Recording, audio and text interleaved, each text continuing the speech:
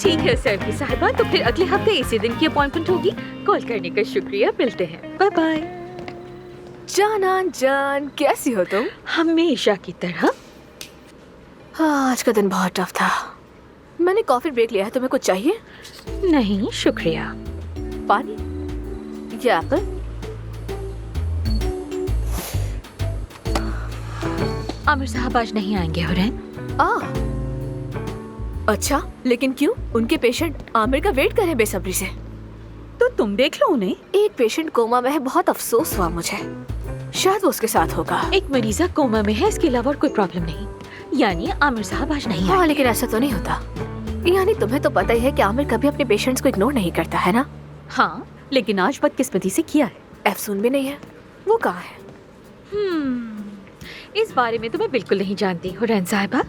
आप सब जानती हैं। ओह माय गॉड, क्या वाकई में सब कुछ जानती हूँ?